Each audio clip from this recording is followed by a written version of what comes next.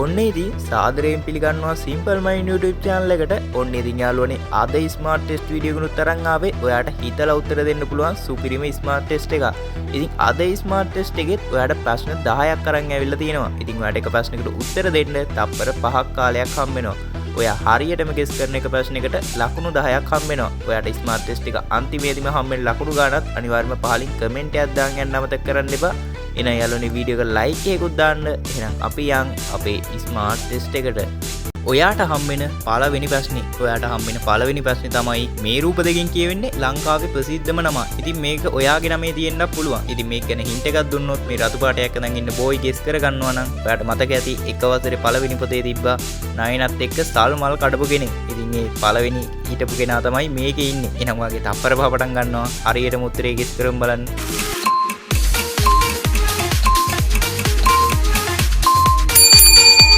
උත්තරේ තමයි අමරසිංහ. ඉතින් ඔයාලට මම මේ කිව්වන උත්තරේ ගෙස් කරගද්දිම එහා පැත්තේ හිටියේ නයනත් එක්ක සල්මල් කඩපු එක්කිනා කියලා. ඉතින් නයනත් එක්ක සල්මල් කඩුවේ අමරනේ. ඉතින් මේක තව ඉංගියක් තිබ්බ ඔයාට මේ බෝයිව ගෙස් කරගන්න. මෙයාගේ ටී-ෂර්ට් එකේ ඒ අකුරක් තිබ්බා. ඒකත් ඉතින් හින්ට් එකක් විදියට මම කිව්වේ නෑ. ඔයා ඒක හිතන්න ඕනේ. ඉතින් මේ ස්මාර්ට් ටෙස්ට් එක බලන අමරසිංහල පහලින් කමෙන්ට් එකක් දාන්න බලන්න අමරසිංහ කියලා. එහෙනම් අපි යන් අපේ ඊළඟ ප්‍රශ්නෙට. ඔයාට හම්බෙන දෙවනි ප්‍රශ්නේ. ඔයාට හම්බෙන දෙවනි ප්‍රශ්නේ තමයි මේ රූප දෙකෙන් කියවෙන්නේ නගරයක නම. ඉතින් මේක ගැන හින්ට් එකක් දුන්නොත් මේක පිහිටලා තියෙන්නේ කුරුණෑගල දිස්ත්‍රික්කෙට වෙන්න. එහෙනම් ඔයාගේ තප්පර පහ පටන් ගන්නවා. හරියටම උත්තරේ ගෙස් කරමු බලන්න.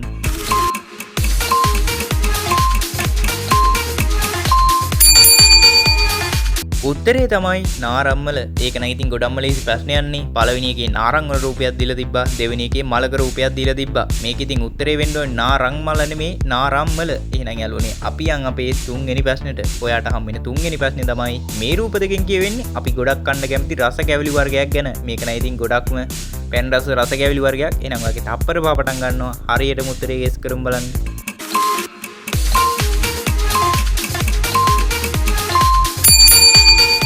උත්තරේ තමයි පැණි කජු. ඉතින් ඔයාලට මේකේ උත්තරේ ගෙස් කරගද්දී පළවෙනි එකේ පැණි වල රූපයක් දීලා තිබ්බා. දෙවෙනි එකේ කජු වල රූපයක් දීලා තිබ්බා. දැන් ඉතින් කට්ටිය බයින්න පුළුවන් සිංගිති ප්‍රශ්න දානවා කියලා. එහෙම කන්නේ. ඉස්සරහට තමයි හොඳම ප්‍රශ්නෙට ගෙන්නේ. එහෙනම් අපි යන් අපේ ඊළඟ ප්‍රශ්නෙට.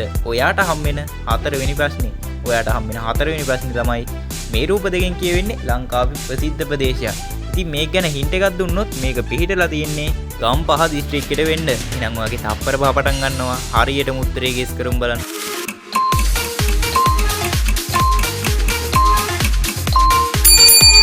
උත්තරේ තමයි කිඹුලපිටිය. ඉතින් ඔයාලට මේකේ උත්තරේ ගෙස් කරගද්දී පළවෙනි එකේ කිඹුලෙක්ගේ රූපයක් දීලා තිබ්බා. දෙවෙනි රූපයෙන් පීටනියක රූපයක් දීලා තිබ්බා. අපි ඉතින් පීටනියට සාමාන්‍යයෙන් කියනවනේ පීටිය කියලා. එතකොට ඔයාට ලේසියෙන්ම ගෙස් කරගන්න පුළුවන් කිඹුලපිටිය කියලා.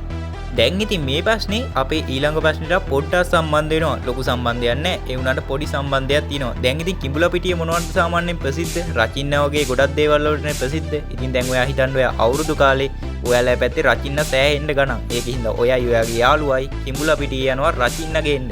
ඉතින් රචින්න හදන පැත්තේ ඉන්න ඒ පැත්තේ රචින්න අඩු වෙන්න බෑ. ඉතින් ඒක නෙමෙයි ඔයාලට මෙතන තියෙන ප්‍රශ්නේ. ඔයාලට තියෙන ප්‍රශ්නේ තමයි මෙතනින් හරිම අක්ෂර වින්‍යාසය සහිත වචනේ පහලින් කමෙන්ට් එකක් දාන එක. මම දැන් කිව්වනේ ඔයාගේ යාළුවත් එක්ක කිඹුලපිටිය යනවා රචින්න ගේන්න කියලා. දැන් මේ රචින්න ඔයාලා පැත්තට දෙඩිය ගණන් කියලා හිතන්න. ඒක වෙන දෙයක් නෙමෙයි. ඒ වුණාට එහෙම හිතන්නකෝ. ඒතකොට ඉතින් ඔයාට මොකද්ද හිතෙන්නේ? ඔයාට ඉතින් කනගාටුවන්න හිතෙන්නේ. ඉතින් කනගාටුව කියලා හරියටම තියෙන වචනේ පහලින් එහෙනම් හොයලා ඔයා කමෙන්ට් එකක් දාන්න.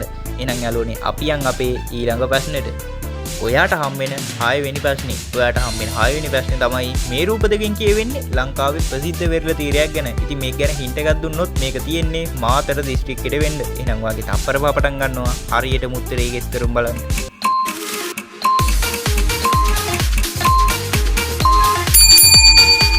උත්තරේ තමයි මිරිස්ස. ඉතින් ඔයාලා මේක උත්තරේ ගෙස් කරගද්දී පළවෙනි එකේ මිරිස් වල රූපයක් දීලා තිබ්බා. දෙවෙනි රූපෙන් ඉස්සෙක්ගේ රූපයක් දීලා තිබ්බා. මිරිස් ධන ඉස්ස මිරිස්ස කියලා ඔයාට එකෙන් ගෙස් කරගන්න පුළුවන්. එහෙනම් යාළුවනේ අපි යන් අපේ ඊළඟ ප්‍රශ්නෙට.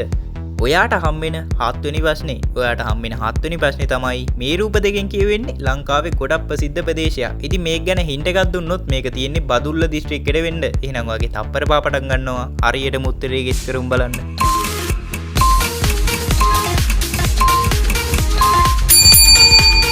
උත්තරේ තමයි වැලිමඩ. ඉතින් ඔයාලට මේකේ උත්තරේ ගෙස් කරගද්දී පළවෙනි එකේ වැලිගොඩක රූපයක් දීලා තිබ්බා. දෙවෙනි එකේ කුඹුරක හාන රූපයක් දීලා තිබ්බා. ඒක ඉතින් ඔයාලට මඩවල රූපයක් තමයි එකෙන් දීලා තිබ්බේ. ඉතින් ඔයාගෙන් මම පොඩි ප්‍රශ්නයක් අහන්නද?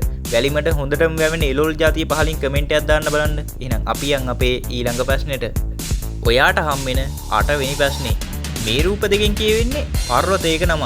ඉතින් මේක ගැන හින්ට් එකක් දුන්නොත් මේක පිහිටලා තියෙන්නේ අනුරාධපුර දිස්ත්‍රික්කෙට වෙන්න. එහෙනම් ඔයාගේ තප්පර පහ පටන් ගන්නවා. හරියටම උත්තරේ ගෙස් කරුම් බලන්න.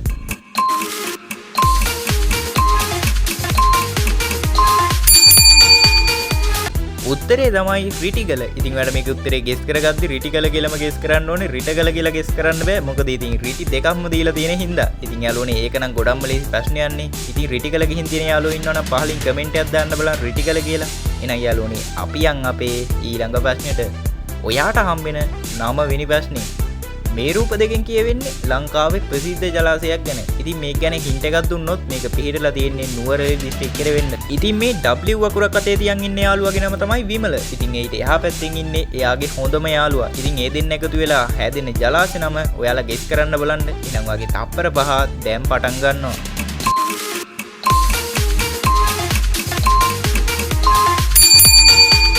උත්තරේ තමයි විමල සුරේන්ද්‍ර. ඉතින් ඔයාලා මේකේ උත්තරේ ගෙස් කරගද්දී මං කියවනේ W වකුරක් අතේ තියන් ඉන්න යාළුවා විමල කියලා. ඉතින් ඊට එහා පැත්තේ ඉන්නේ එයාගේ යාළුවා කියලා කිව්වා. ඉතින් ඒ දීලා තිබ්බ රූපේ එයාගේ S අකුරක් දීලා තිබ්බා. එතකොට ඉතින් සුරේන්ද්‍ර කියද්දි S අකුරෙන් එන්නේ. ඒකෙන් ඉතින් ඔයා ඒ විදියට ගෙස් කරගන්න ඕනේ. එහෙනම් යාළුවනේ අපි යන් අපේ ස්මාර්ට් ටෙස්ට් එකේ අන්තිම ප්‍රශ්නෙට. ඔයාට හම්බෙන 10 වෙනි ප්‍රශ්නේ. ඔයාට හම්බෙන 10 වෙනි ප්‍රශ්නේ තමයි මේ රූප දෙකෙන් කියවෙන්නේ ශාකයක නම.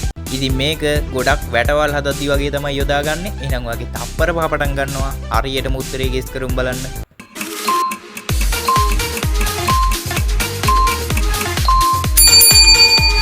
උත්තරේ තමයි වැටමාර. ඉතින් ඔයාලට මේක උත්තරේ ගෙස් කරගද්දී පළවෙනි එකේ වැටක රූපයක් දීලා තිබ්බා. දෙවෙනි එකේ මැයි මාරකක රූපයක් දීලා තිබ්බා. ඒක ඉතින් මැයි මල් පිපිලක් තිබ්බනේ. ඒකට ඉතින් ලේසියෙන්ම ගෙස් කරගන්න පුළුවන් වැටමාර කියලා. දැන් ඉතින් ගොඩක් කට්ටියට අවුල් යන්න හේතුව තමයි වැටමාර කියන්නේ ගැමි විවහාරේනේ. අනික් කට්ටිය දන්නේ ග්ලිරිසීඩියා කිව්වහම. ඉතින් ඒක තමයි මේකේ තිබ්බ අවුල. දැන් ඉතින් අනිත් යාළුවෝ ටික අවුල් ගන්න එපා. ඔයා කැමැතිම ගහ පහලින් කමෙන්ට් එකක් දාන්න බලන්න.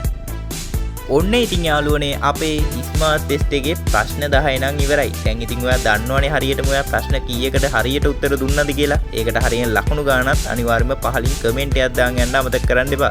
ඉතින් අද වීඩියෝ එක හොඳ නම් අනිවාර්යයෙන්ම වීඩියෝ එකට ලයික් එකක් දාන්න. මේ වගේ වීඩියෝ දිගටම බලන්න කැමති නම් අපේ Simple Mind YouTube channel එකත් අනිවාර්යයෙන්ම subscribe කරන් යන්න. එහෙනම් යාළුවනේ මේ වගේ අලුත් ස්මාර්ට් ටෙස්ට් වීඩියෝ එකකින් ඉක්මනටම සෙට් වෙමු.